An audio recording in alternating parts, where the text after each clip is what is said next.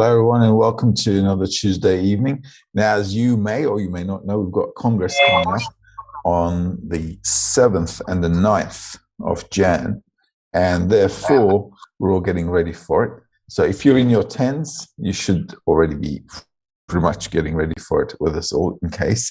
But in case you're not, it might be, I thought, a good idea to go over those articles that are going to be done in the morning lesson, right? So that's going to kind of prepare us for the Congress on the 7th and the 9th. So also, if you haven't registered, it's a good idea to register to the Congress, and therefore, you guys can know how many people are attending and so on. And if you don't have a 10, it's always a good idea to get in touch with your country coordinator so that they can put you into a 10 so you can watch nicely with the whole group. So instead of doing Shamati from the previous days, I figured let's do what the Rav did this morning, which is the first lesson. And he did recommend that it's a good idea to go over these excerpts. So let's take his advice and just do that. So the name of the Congress is Rising Above Ourselves. All right. And we're going to read some excerpts selected by the guys at BB. And let's see what we've got here. So the first one is, if you have any questions, shoot them through as always. This is from Rabash. We gathered here to establish a society where each of us follows the spirit of bestowing upon the Creator. And to achieve bestowal upon the Creator, we must begin with bestowal upon man, which is called love of others. And love of others can only be through revoking of one's self. Thus, on the one hand, each person should feel lowly, and on the other hand, be proud that the Creator has given us a chance to be in a society where each of us has but a single goal, for the Shekhinah or for the divinity to be among us. All right, so it's always a good idea to clarify for us what we're doing and why we're doing it, right? And that's called intention in the wisdom of Kabbalah. So whenever a group of friends come together to study the wisdom of Kabbalah, they need to understand that the path of the wisdom of Kabbalah, the authentic wisdom of Kabbalah, that is to come to perceive the Creator. And in order for us to perceive the Creator, we have to kind of get out of our own skin, which means that we have to start feeling things that are beyond, beyond our perception. How can we do that? Well, because we perceive the whole of reality in ourselves, if we decrease the focus on ourselves and increase the focus on others, we may come to feel a different reality. And that's what friends are really for, because they allow us to give us the opportunity to do this mutual work among us so that I can actually start to voluntarily, all right, by having this goal of wanting to come to the purpose of life, which is to actually perceive a higher level of reality. It allows us, this environment allows us to play this game, right? And this game is where I can actually reduce my egoism, reduce my self-love, self-thought, self-concern, everything about me. I need to reduce, and I always need to increase how I can do good and how I can benefit others, right? Without self-thought. Now that might sound a little crazy. And if we were living in, if we're talking about corporeal existence, and that is rather illogical. However, we're talking about a spiritual attainment, and a spiritual attainment can only happen if I'm perceiving reality differently. Differently meaning not the way I am currently, right? And because our current nature is egoism, the only way to perceive another reality can only be outside of egoism. And this is what the environment allows us to do, right? So bestowing to others is actually a tool for me to, get out of myself, to have the opportunity to feel life from a different perspective rather than the current one that I'm living in. All right. So that's why love of others sometimes, to other people seems rather childish. And that's because they don't understand the essence of what love really is and what love is actually capable of doing to a person, how that personal transformation can happen. So when we're talking about love, obviously we're not talking about, lovey-dovey Hollywood star romantic movies and stuff, all right? I think we're all above that, and we all understand in the 21st century that that's all rather nonsense, and it's never going to happen, okay? Because in our corporeal life, love cannot happen because our nature is self-love, egoism. We always put ourselves first.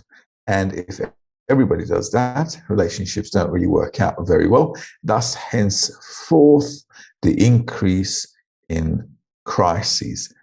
So a lot of divorces, more divorces all the time. People break up all the time. People don't understand each other. Families break up. Kids and parents, they don't understand each other. Nobody understands each other. Why? Because we're all in our egoism. We're all in our self. And unless we decide to step out of ourselves, this is going to carry on. All right. And the only way to kind of alter that is to do this work, which is writing about here. So in order to come to the purpose of life, which is to exist like the Creator, meaning to bestow like the Creator, I have to first see how I can bestow upon others. Because what difference does it make, right? If my whole tendency or my structure has changed from reception for myself to bestowal, what difference does it make? Okay, at the end of the day, I changed. And because I changed my nature from receiving to bestowing or to giving, then what difference does it make if I'm bestowing to a cat, to a human, or to the Creator, right? At the end of the day, I'm going to be bestowing all the time in that direction. It's not going to really matter. Think of it. All right. And that should make sense. Why? Because our whole nature is currently egoistic and self-reception, right? So I'm treating the whole of reality in such a way that I'm receiving benefit from reality, from loving my pets to loving my plants in my garden to loving my family, friends, everything. Okay. So if I was to change and become a completely different person, which was bestowing, then my whole relationship to everything would be according to that, wouldn't it? So it doesn't really matter. If I understand what it means to bestow like the Creator, then I'm going to be bestowing to everybody like the Creator, to the Creator, to the people outside, to the whole of reality, from cats and dogs to the trees. Right? It's not going to make a difference. Why? Because I changed. So the way I change allows me to treat everything in a different way. So it's saying it doesn't make a difference, mate. If you want to become bestowal, go ahead. What difference does it make? Once you're in that mode, you're going to be bestowing to the Creator, you're going to be bestowing to everyone. And if you were to actually discriminate and say, well, I'm going to bestow to the Creator, but I don't want to bestow to this person because I don't like them, then that's not bestowal, is it? That's just like prejudice or, not liking somebody else. That's still in your egoism. Okay, so you haven't changed. So if you think about it logically, right, once your nature changes, the way you relate to everything changes. Okay? So this is why starting to bestow on somebody else is no different than starting to bestow to the Creator. Let's see. Let's read the second one. Okay, so that was the first one, right? Any questions on this one? Okay, cool. So let's read the second one. And now then, the second one is, one who truly wants to serve the Creator must include himself with all creations, connect himself with all the souls, include himself with them, and they with him. That is, you should leave for yourself only what is needed for connecting the divinity, as to speak. This requires closeness, and many people, for the more people serve the Creator, the more the light of the Shekhinah appears to them. For this reason, one must include himself with all the people and with all creations, and raise everything to their root, to the correction of divinity. Okay, so what does it mean to want to serve the Creator? That sounds rather egoistic on behalf of the Creator, doesn't it? What are we, servants of the Creator? Okay. Did he create us to make servants out of us? Obviously, the Creator doesn't need servants, right? To serve the Creator means that I clothe myself in such a way that I'm in bestowal all the time. All right? Because the Creator, actually, to serve the Creator means just like the Creator is serving us. Now, we may not feel like the Creator is serving us because life, the way it's going, it's like we're being slapped around by the Creator. We don't feel like we're being really served by the Creator, does it? It feels rather horrible the way things are looking on this planet, you know?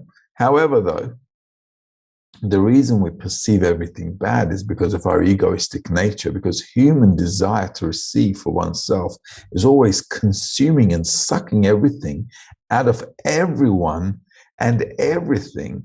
We're completely destroying each other and the planet at the same time. Okay?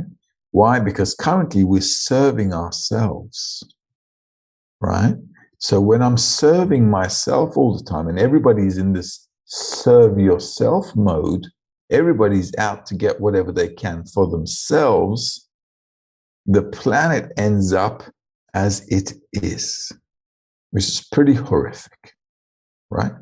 So when it says serve the Creator, okay, when somebody wants to serve the Creator, he must include himself with all creations, connect himself with all the souls, and include himself with them and they within. So this means that to serve the Creator means that I am serving the system rather than sucking the system's blood and destroying it.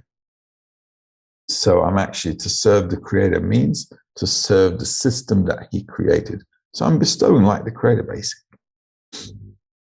All right. Obviously, the Creator doesn't need servants. We don't need to serve anybody. We're not slaves. We weren't created to be slaves. We weren't created to be servants. However, one who serves others because they feel love towards them is actually quite a happy person, right? Because when we love somebody and we do them something nice, we do something for them nice, like our kids, right? We love them, so we buy them a nice toy, or we take them out, or, we celebrate their birthday and do something nice for them. They're very happy, aren't they? So their joy automatically becomes our joy as well, because we have this loving connection with them, right? Now, think of it this way. If, let's say, we're in a group of 10, 15, 20 people, doesn't matter. Think of the whole world being in that system where we're constantly doing something good towards others because we care about them, because our nature has turned into love, and the act of love is bestowal, right? So if we changed our nature, we would all be relating to each other, like he says here. When you include yourself with everyone and you're caring about everyone, imagine the amount of joy and pleasure you would feel. Okay? So if you haven't loved anyone, and if you don't love anyone at the moment, you won't know what I'm talking about, obviously. All right? Because the only pleasure you'd probably be, considering is whatever you can get for yourself. However, that's not going to last long, as things for personal reception never last long, and the pleasure always disappears, disintegrates, and vanishes into thin air. So you're kept having to run around for more pleasures, trying to fulfill yourself. So my recommendation is the recommendation of this Kabbalist here. And what he's saying is, listen, if you want to have real pleasure, you should have people that you care about and you love. That's it. That's how to be. That's the way to get happy in life.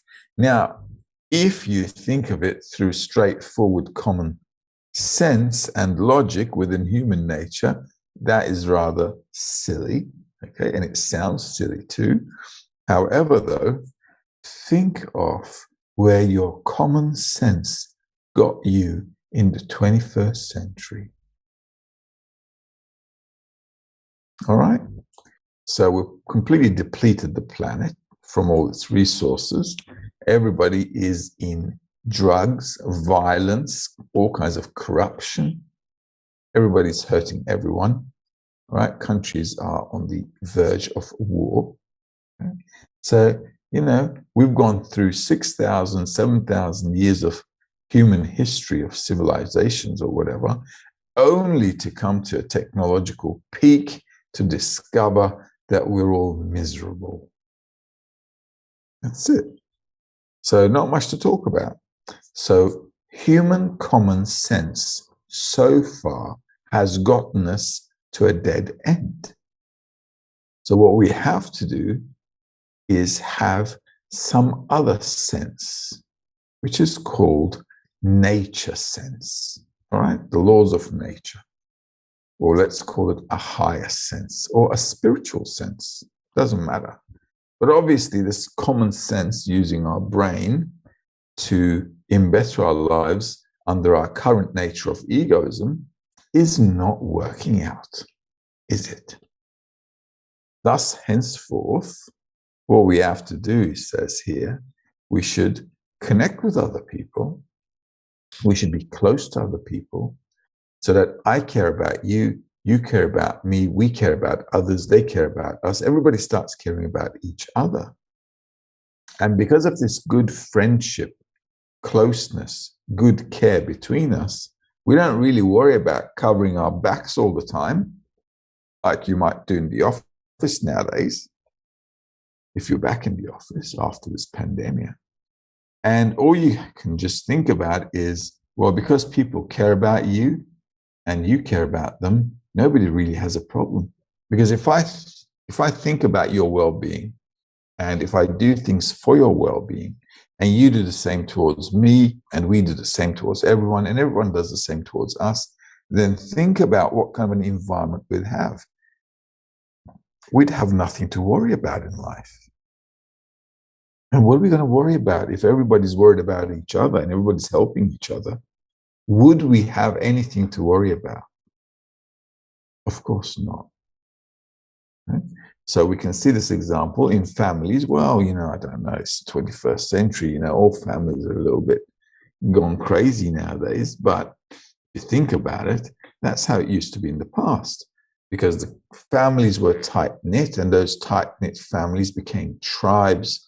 Tribes became nations. Nations became, countries and so forth. And this is how the world is right now, right? So we're all a big mess. But this is how we all grew, from caring from each other with small egoism. And as the population increased, egoism increased as well. Why? Because there's a hierarchical structure in reality, isn't there?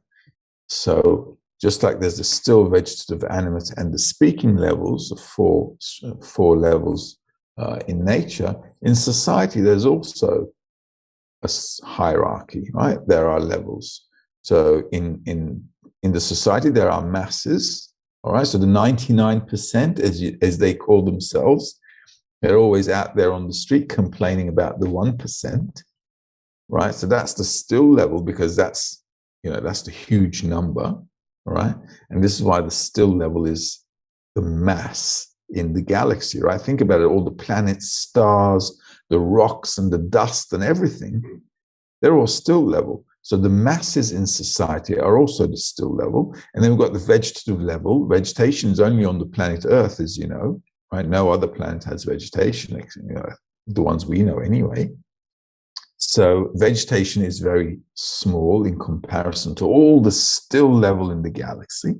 And that's all the rich people on the planet. So if you add them all up, how many billionaires are there? A few hundred, right? At the moment. So from 8 billion people, we've got maybe a few hundred really, really rich people, all right?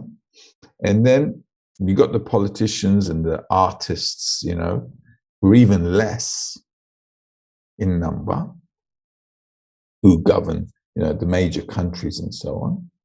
And then you got the scientists who are even less, because science means that I'm really working to discover the laws of nature, right? Scientist doesn't mean I'm using discovered phenomena to make technology out of it for cash.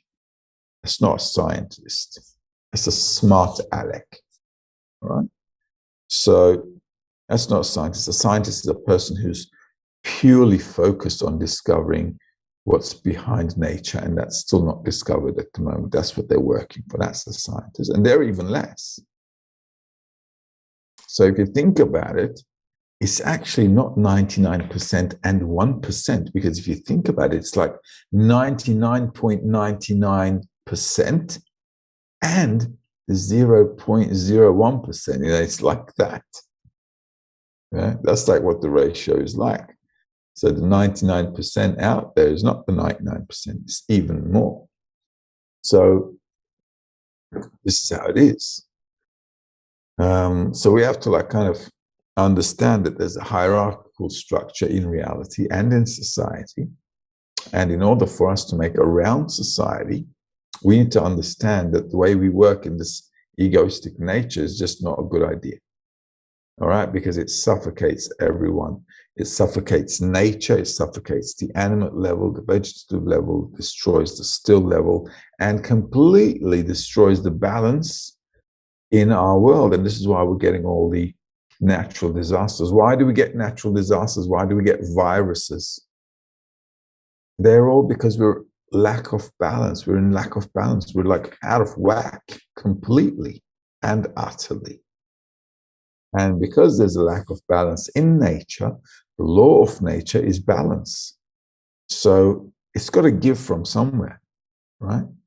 And as long as we don't understand this law of balance and how to balance ourselves individually, how to balance ourselves in the family, how to balance ourselves in the society, how to balance ourselves as a society, unless we learn these things, we're just going to suffocate ourselves. We're actually killing ourselves, mind you. I mean, look at the world that's full of stress that we created for ourselves. We want to constantly be happy, trying to create all kinds of stuff, gadgets, gigs and gadgets, trying to make ourselves happy. And we're not going to be happy. We can't be happy with this kind of life. And now they're creating this virtual reality where we're going to stick glasses on our faces and we're going to feel like we're in another reality. Well, what's the difference between using that and drugs, where you probably won't end up dead like you do in drugs, but still, you know, at the end of the day, think about it. We're just constantly trying to escape from this life, constantly escaping from life. That's like, you know, how did we invent all the hobbies in the world, right? What is a hobby anyway? It's like me distracting myself by doing something crazy, all right? I don't know. You got a hobby, like a stamp collection. I mean, like, come on.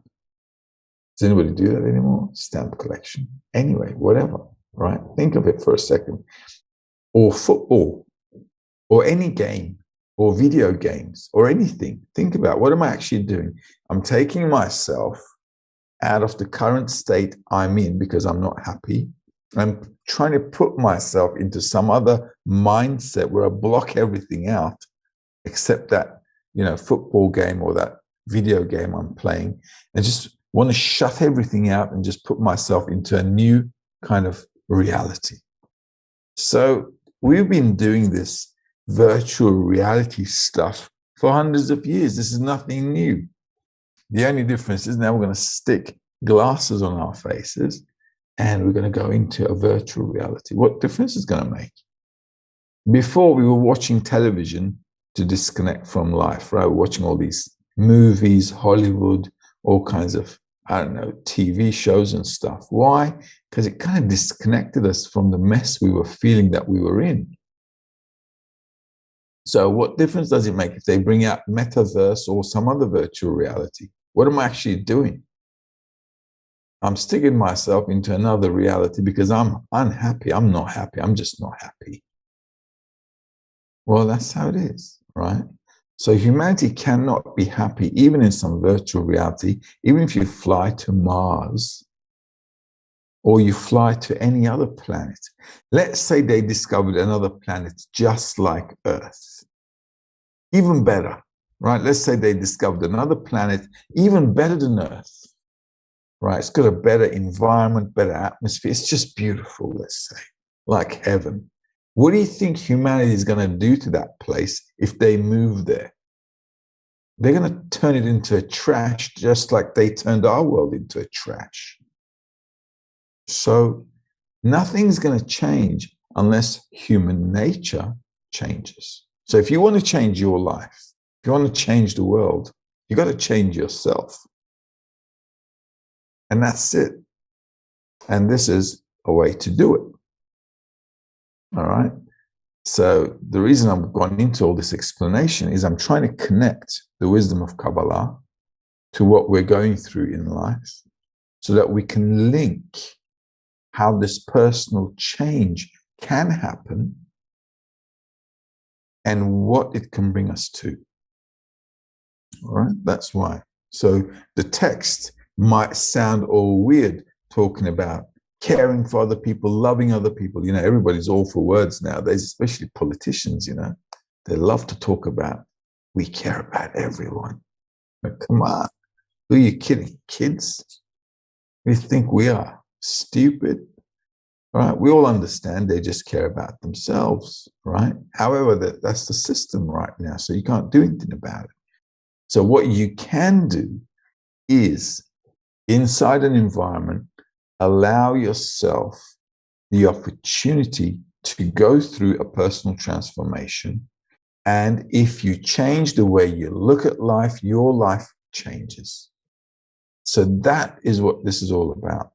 So the authentic wisdom of Kabbalah is a study, is an application to change your perception and the way you perceive life from this current situation into a better one, a higher level of perception where we're fully integrated in creation, where we're in full balance with nature, and where we can live in absolute harmony because of that law of balance. And despite the fact that the texts may not seem like it's connected at all to what I'm talking about right now, it is connected, because all of the balance in life depends on the highest level of that hierarchy, which is the speaking level. It is the human level. Just like the 99% depend on the 1%, because it's the 1% that's employing the 99%, right? Just like the 99% depend on that 1%, nature, the whole structure of nature depends on humanity as well. So if humanity changes, then the whole reality will change for the better. If we don't, well, guess what will happen? If you look at statistics now, for the first time in human history, death rates are higher than birth rates. What's that telling you? That's telling you that nature is sick and tired of humanity and doesn't want any more of us. So it's killing us off. It's killing us off. It's cutting down on the population. And mind you, we're really helping nature, okay, because we're also killing ourselves all the time, killing each other all the time with wars, all kinds of, evil that we do to each other. Murder is on the rise. We kill ourselves with all kinds of drugs. We're all sick. Depression, cancer, heart disease, COVID-19. You add all of that together, we're dying out because nature does not value our presence. So it's cutting us down.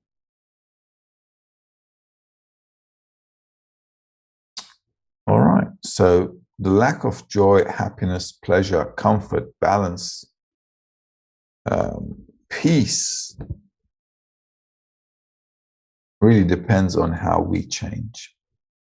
And this is a method.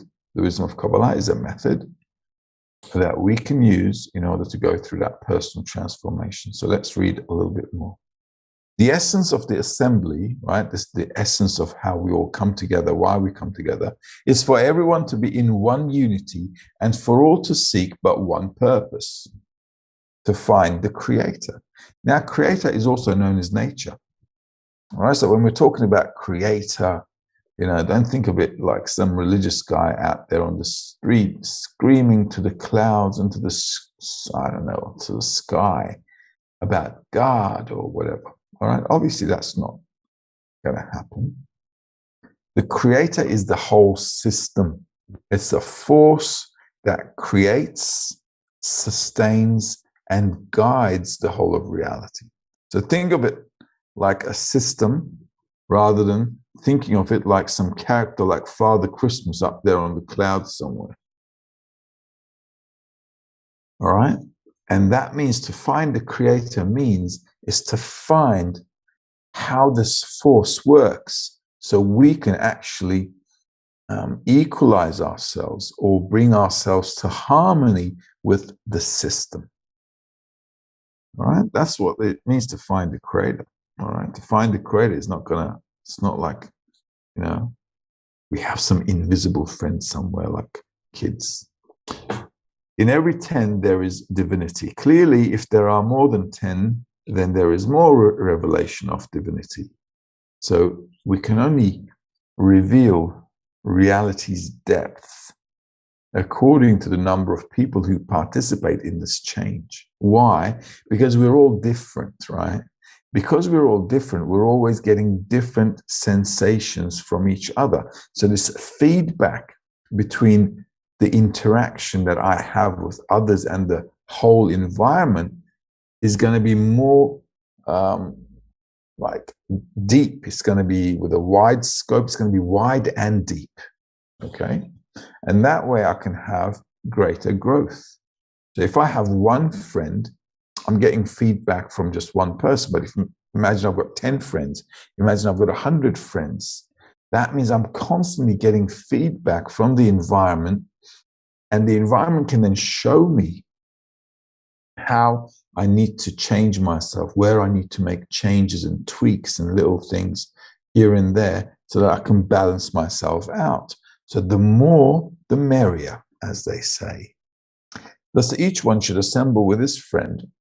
Thus each one should assemble with his friend and come to him to hear from him a word about the work of the Creator and how to find the Creator.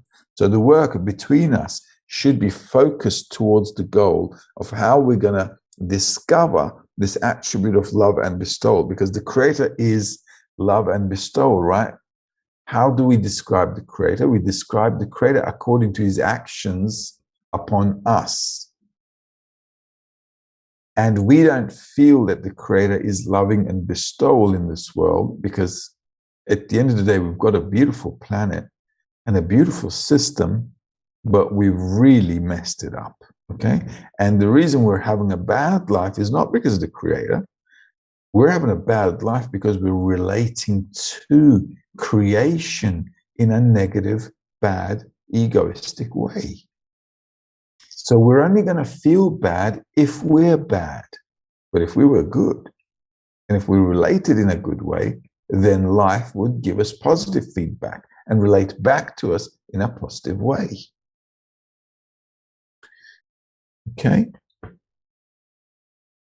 Thus, each one should assemble with his friend and come to him to hear from him a word about the work of the Creator and how to find the Creator.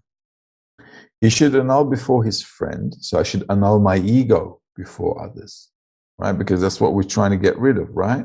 When I say get rid of, obviously we can't get rid of our nature, but we can choose not to use it if we do some kind of a conscious application of what we want to be, right? So for example, if I want to get healthy, I'm not going to be smoking 1 pack a day, am I? Right? Why? Because the goal is to get healthy. So I'm going to restrict something.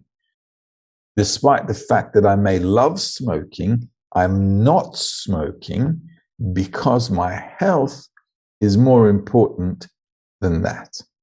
Okay, so think of self-annulment in the same way. I want to annul myself so that I can actually get more from the outside in terms of feedback, and I can reduce the wall between us, right? Egoism is my self-importance. So I reduce my self-importance, I annul my self-importance. This allows me to feel the others more. Okay, why would I do that? Well, the same thing. I would not smoke 1 pack a day if I wanted to be healthy. Same mentality, right? If I have something more important, I'm willing to make sacrifices. So I should annul before my friends, and everyone should be doing the same thing. Then when the assembly is with this intention, then more than the calf wants to suckle, the cow wants to nurse. And the Creator approaches them and he is with them. Now, what does that mean? If everybody annuls to each other and everybody is reducing their self-egoism, right?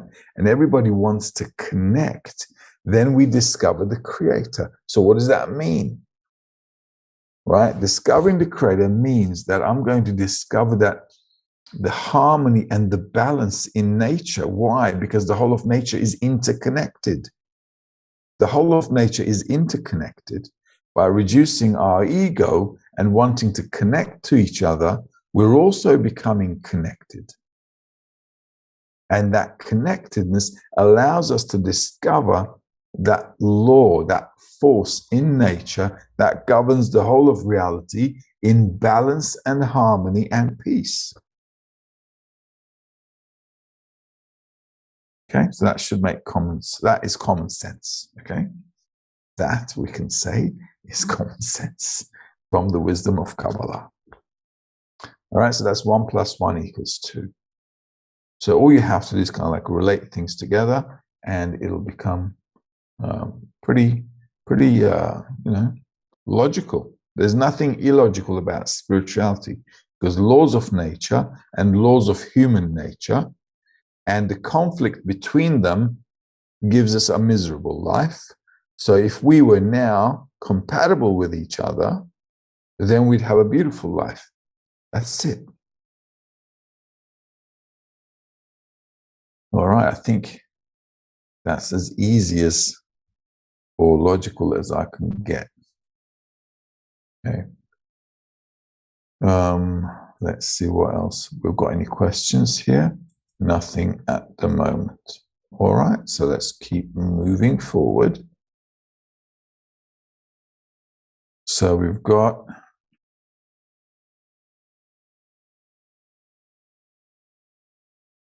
another article. This is another excerpt from Rabash. Those people agreed to unite into a single group that engages in love of friends is that each of them feels that they have one desire that can unite all their views so as to receive the strength of love of others. Now, this is important because we're all different and we all have our own opinions. If everybody wants to now start pulling and shoving and pushing according to their opinion, then we're never going to make it, are we? So what we have to do is have a common goal, which is to elevate ourselves to a high level of perception and reality. While attempting to do that, we have to understand we've got to go with the laws of nature and not with the laws of human egoism. Okay? And if that goal is important, we should all be able to nullify our egoism without any dramas because we all understand it. And then we can move towards loving each other. And thus, henceforth, all of us need to agree that that is our goal. If we don't agree that that's the goal in the first place, well, it's not going to work out, is it? So we all have to understand that coming to a higher level of perception, higher level of existence is the most important thing for us. And because of that, we're willing to make concessions. And if we make those concessions, we will come to this better level of understanding. There's a famous maxim by our sages: as their faces differ, their views differ. Thus, those who agreed among them to unite into a group understood that there isn't such a great distance between them in the sense that they recognize the necessity to work in love of others. Now, look at the world, right? Look where the world is going. We're all going into big trouble at the moment with the pandemic, economy. There's all sorts of shortages, right? Soon we're going to have food shortages as well. Why? Because we've got supply chain problems. So we're going through a lot of dramas right now as humanity. What does that tell us about what we're doing as well? Look how life is pressuring humanity to change. If you call life the creator, right? Let's forget God in terms of what the religious think. Think of the creator as life. It's how life is relating to you, because we've got no control over life, right? I wake up, go out, go to work or whatever. I've got no control over what somebody's going to do to me or what life is going to bring to me. We don't have any control over nothing. Even the thoughts that we get, we can't control. So if life is bringing all kinds of things to me, the only thing actually I'm doing in life is experiencing the sensations that life is bringing to me. So we can say actually that creator or God or whatever is life, because like everything is coming from the outside towards me, right? So if we all agreed in the necessity to cooperate with each other, then we can discover that we can make concessions. And this is where life is going to right now. Everybody will have to learn how to make concessions. Otherwise, we're going to end up in a terrible mess, including big wars, all kinds of famine, and also hunger, and so on. Therefore, each of them will be able to make concessions in favor of the others, and they can unite around that. You see, when humanity falls to hardship, they're willing to make concessions, right? If we were like going through some kind of a common, dramatic situation in life, which we are actually with this pandemic and stuff, right? So we have to make some kind of a concession. If we don't make those concessions, then life is not going to, get any better. It's just not going to get any better. So what we have to do is, as society, as human society, we have to concede from our self-benefit, and we have to start thinking about the whole of society. Because otherwise, if one part of society is hungry, is homeless, is not happy, then the other part of society, which is living, a good life, will also not be happy, because the unhappy ones will make sure the other ones are not happy. Okay, there'll be revolutions, there'll be, all kinds of crime and all kinds of things. Okay, because if the whole of society is not close, it's not a nice tight bundle, then unfortunately, the whole of society suffers. It's like a traffic jam, right? It doesn't matter if you're rich or poor. If we're both stuck in that traffic, it's impacting all of us. We're both stuck in there. So it doesn't matter if you've got a really expensive, beautiful car and you're stuck in traffic, and I'm stuck in traffic, because we can't move. Can't move forward. We're all stuck in there. So it's important that the whole of society needs to go through that understanding. It needs to understand that if we don't cooperate, if we don't concede, if we don't make the whole of society more important than our individual benefit, then unfortunately, life will teach us the hard way, and this virus will not be over until we learn a pretty good lesson. All right, and then we'll probably have even worse situations as well. Okay. All right, so that pretty much brings us to the end of item number 4. Well, look, we've come up to 50 minutes today. We can call it a night, I reckon. Yeah, and we'll look forward to next week. Now, remember, Congress coming up on the 7th to 9th. of Jan. If you haven't registered, but you'd like to attend, do register. If you're not in attend, write to your country coordinator or send an email through the website and so forth.